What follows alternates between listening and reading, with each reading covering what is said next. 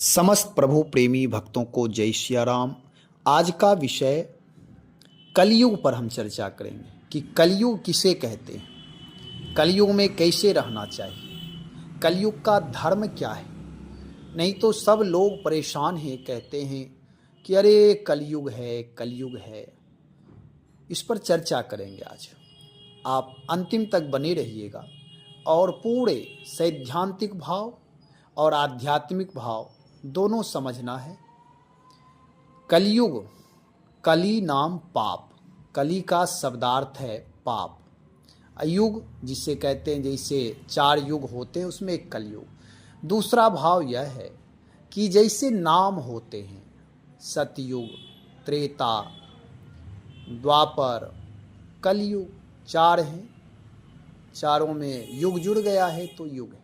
अब इस पर आचार्यों ने, धर्मात्माओं ने, धर्माचार्यों ने, गुरुजनों ने अलग अलग अर्थ, अलग अलग भाव किया है। और सतयुग में ध्यान की प्रधानता, त्रेता में यज्ञ की प्रधानता, द्वापर में पूजा पाठ की प्रधानता, कलयुग में केवल नाम की प्रधानता है। दूसरी बात यह है कि कलयुग में, सतयुग में सब में थोड़ा भेद है। सतयुग में मनुष्यों की आयु और सतयुग की आयु सर्वाधिक होती थी। उसके बाद त्रेता में मनुष्यों के आयु और त्रेता की आयु उस हिसाब से है। फिर द्वापर में इनकी भी आयु और द्वापर में रहने वालों की आयु, कलयुग के जीव की आयु और कलयुग स्वयं, सबकी आयु की गणना है, धीरे धीरे कम होता गया है। आप देखें शारीरिक स्तर से भी त्रेता के लोग बहुत बड़े होते थे, उससे भी बड़े सतयुग के होते थे, उसके बाद द्वापर के, उसके बाद कलयुग में हाइट छोटी हो रही है। इसके वैज्ञानिक कारण भी कई हैं, तो आज चर्चा करेंगे। गोस्वामी श्री तुलसीदास जी महाराज रामचरितमानस के प्रारंभ में बालकांड में ही बहुत ही अलग एक अर्थ कर रहे हैं और एक हम आप सबके लिए कह रहे हैं।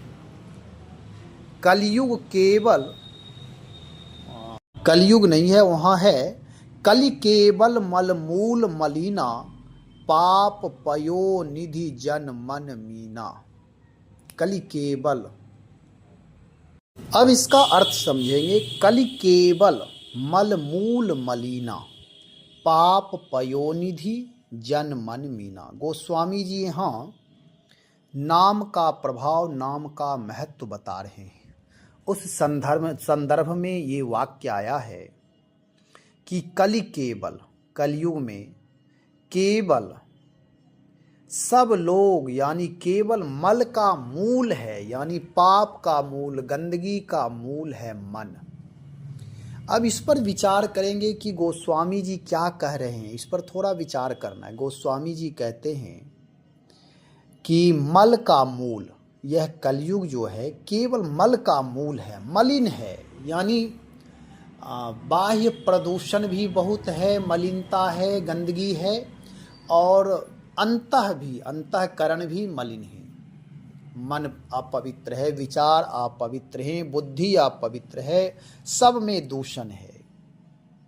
पाप पयो निधि, पाप ही मानो समुद्र है, और जन का मन, मनुष्य का मन, जीव का मन मानो उसमें मछली है।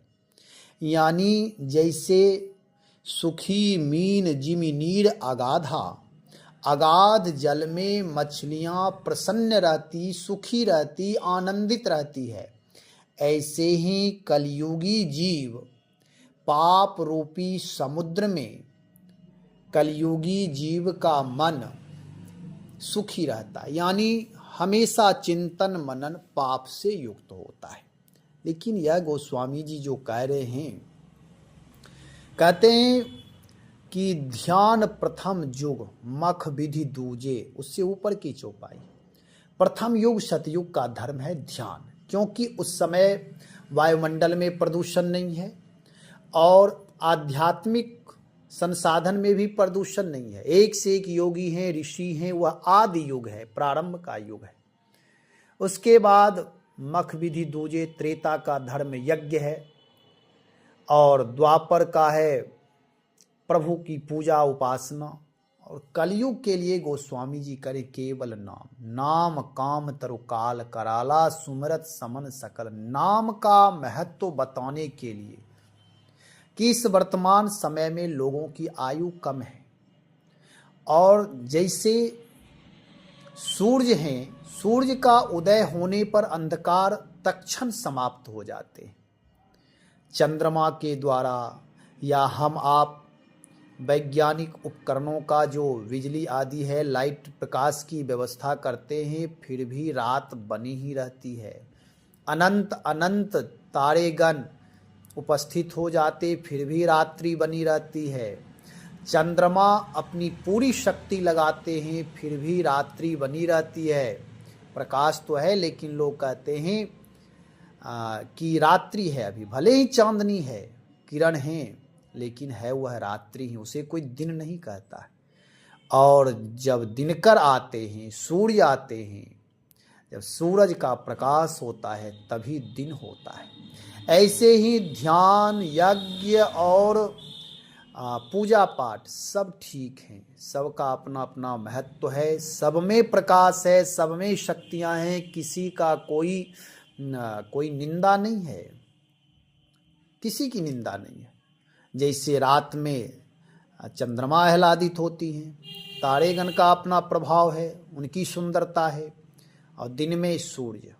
ऐसे ही कलयुग में अल्प आयु जीवों के लिए, जो जिसका ना आहार ठीक है, ना व्यवहार ठीक है, ना संग ठीक है, आहार दूषण है, इसलिए व्यक्ति रोगी हो रहा है, मिलावटखोरी चल रहा है। यदि ध्यान करें तो ध्यान तो सतयुग में ही सुनते हैं, 10-10 हजार लाखों लाख वर्ष तक तपस्या करते थे लोग। तो फिर भगवत प्राप्ति कब होगी? यहाँ तो मनुष्य जन्म लेता है 60, 70, 80 वर्ष तक में, फिर वह पलायन कर जाता है, जाना पड़ जाता है, उसकी मृत्यु हो जाती है। तो इसलिए गोस्वामी जी कहते हैं कि नाम का चारों युग में प्रभाव रहा है, फिर भी जो लोग नाम जप करते हुए ध्यान आदि करते थे, जो ध्यान में समय देते थे, वह भी सार्थक था। सात्विक बुद्धि की चेतना जो होती है वह दिव्य होता है, उसका ध्यान तत्क्षण लग जाता है। और यहाँ कार्य कलि केवल मलमूल मलिना, यहाँ तो मन हमेशा अनाधिकार चेष्टा कर रहा है, दूसरों के धन के प्रति, दूसरों के स्त्री के प्रति, दूसरों के जमीन के प्रति, मकान के, हर जगह अनाधिकार चेष्टा है, मन कहीं और है। तो इसलिए कहते हैं यहाँ और कोई साधन काम नहीं, पवित्र आत्मा के लिए ध्यान है। और ध्यान जब कोई आचार्य के माध्यम से प्राप्त हो, करते करते अभ्यास करते करते तब जाकर लाभ प्राप्त होगा। गोस्वामी जी कह रहे हैं इस कलयुग में लोग पापी नहीं है, ऐसा नहीं समझ लेना है कि सब लोग पापी ही पापी हैं। पाप पयोनिधि जन्मन मीना, कलयुग में अधिक उनकी संख्या अधिक है जो अनाधिकार चेष्टा करते हैं, जो पाप परायण है। उत्तरकांड या कहीं का है, शायद उत्तरकांड में ही कलयुग वर्णन में आया, पाप परायण सब नर नारी। इसका मतलब क्या सब लोग कलयुग में पापी ही पापी? नहीं, सब लोग पापी नहीं। जिसके मन में कलयुग है वह पापी है। नहीं तो कलयुग में एक से एक दार्शनिक, एक से एक भक्त भगवत प्राप्ति कर रहे हैं। अन्य युगों की अपेक्षा कलयुग में भगवान सहज और जल्दी मिलते हैं। बहुत कठोर तप नहीं करना पड़ता है। पूर्व का इतिहास जब पढ़ेंगे तो उसमें बहुत लाखों लाख वर्ष तक कठोर तप करते थे, लेकिन हम यहाँ तो केवल भाव करके, भक्ति से, समर्पण से प्रभु को रिझा ले रहे हैं और प्रभु भक्तों के अनुगामी बन रहे हैं। भगवान के पीछे भक्त चलता है, लेकिन जब भक्तों की भक्ति चरम सीमा पर होती है तो पाछे पाछे हरि फिरे, कहीं भूखा ना रह जाए।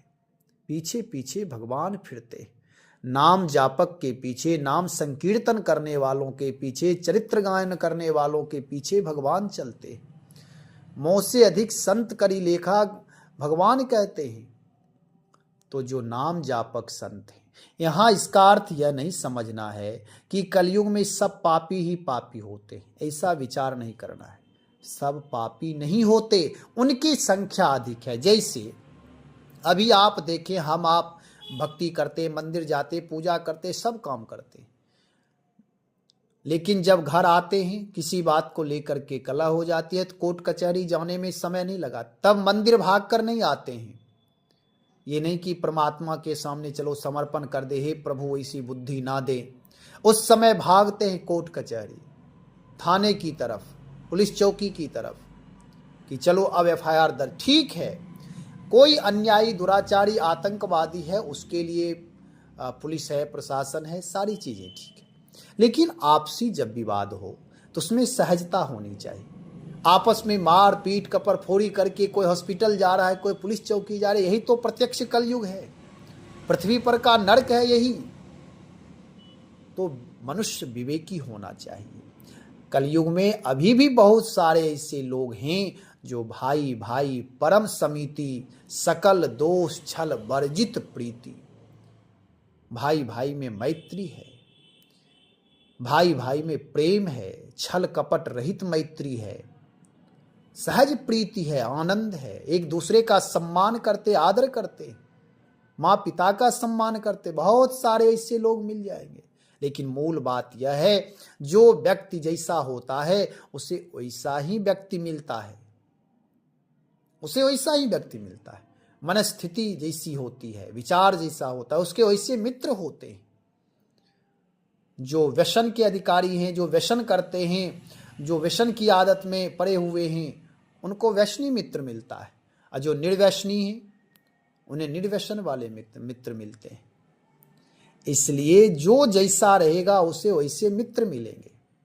तो संसार खराब नहीं है, पाप पयो निधि जन मन मीना, उनकी संख्या अधिक है, इसलिए ऐसा गोस्वामी जी कह रहे। दूसरी बात, इतने पापी होते हुए भी नाम में यह शक्ति है कि वह जिस तरह से सूर्य में अलौकिक शक्ति है कि घनेरों घनेरों रात्रि भर के जो अंधकार हैं, सूर्य उदय होते ही सारे तम को फाड़ देते, अंधकार को भगा देते, प्रकाशित कर देते।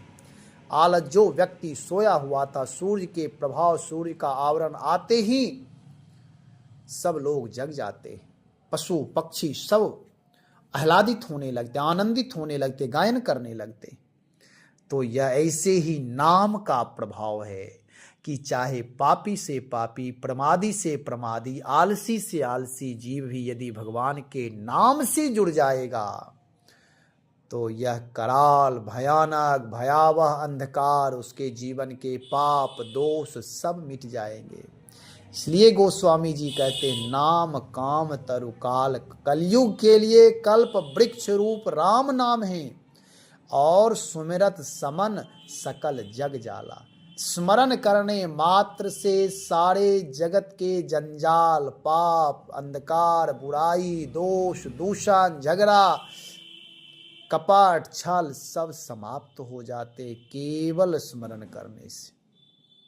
इसलिए यहाँ कलि केवल मल मूल मलिना, पाप पयो निधि जन्मन मीना। तो यहाँ अपने आप को हमेशा, अरे कलयुग में जन्म हुआ, कलयुग आ गया, हम आप ही कलयुग लाते हैं। यदि विचार दूषित हो गया, आपस में बैर हो गया, वाद विवाद हो गया, तो कलयुग आ गया। यदि आपस में मैत्री है, प्रेम है, सद्धर्म है, मंदिर ना जाकर अपने घर को यदि आप मंदिर बना रहे हैं, तीर्थ बना रहे हैं, पवित्र बना रहे हैं, तो वह सतयुग है।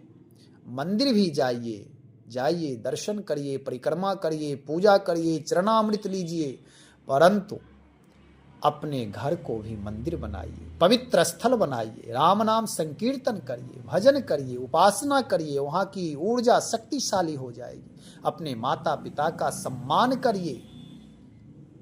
इसलिए केवल कलयुग कलयुग कलयुग कहकर रोते रहने से काम नहीं बनेगा।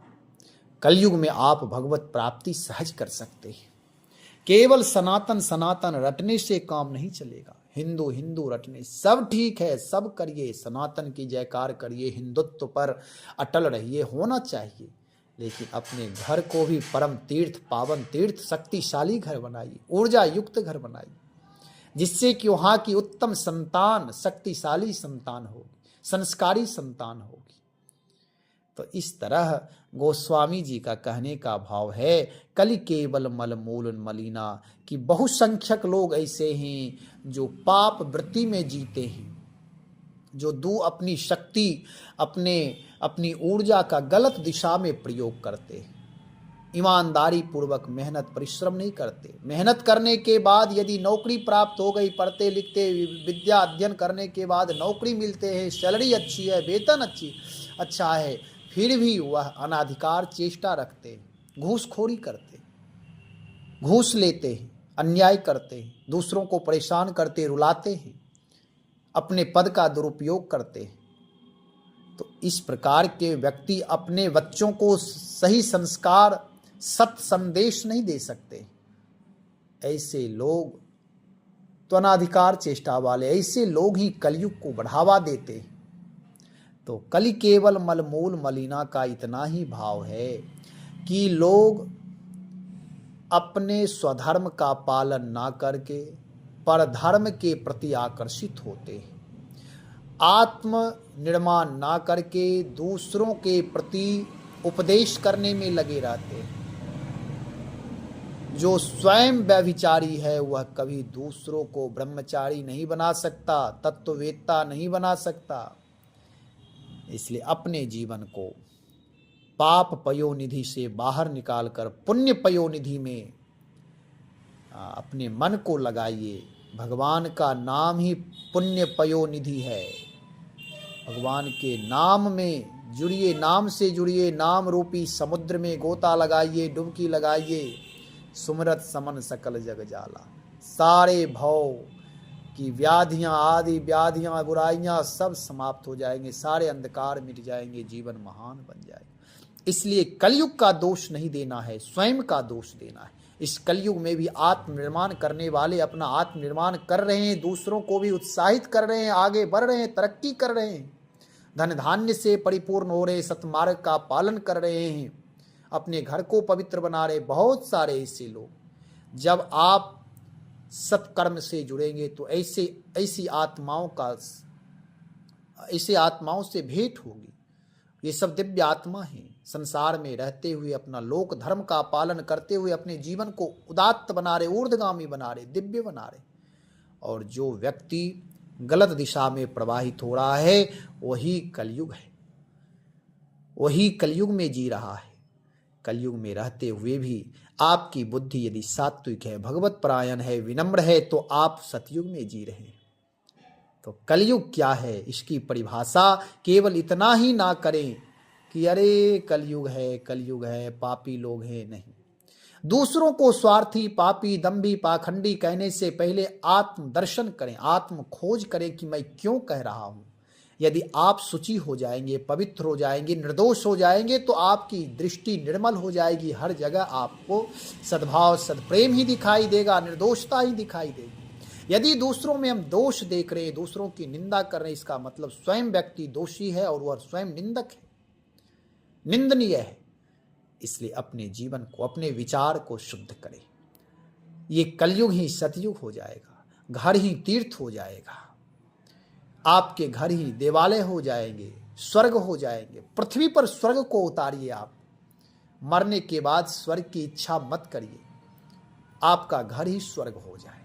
अपने घर को स्वर्ग बनाइए, अमृत कुंड आपके घर में ही हो, राम नाम का जप हो, राम नाम संकीर्तन हो, रामचरित का गायन हो, अपनी सब स्वधर्म पालन करते हुए अपनी उपासना करें, अपना स्वधर्म पालन करते हुए अपने जीवन को महान बने। भगवान नाम का जप अधिक से अधिक करें, सारे कलयुग, सारे पाप समाप्त हो जाएंगे। दृढ़ विश्वास के साथ नियम पूर्वक भगवान का स्मरण और प्रभु की शरणागति स्वीकार किए रहे, आनंद ही आनंद जीवन में होगा। कलयुग की चिंता छोड़ दें, दुख की चिंता छोड़ दें। इसलिए भगवान का नाम सतत जप करते रहे। श्री राम जय जय राम, श्री राम जय राम, जय जय राम।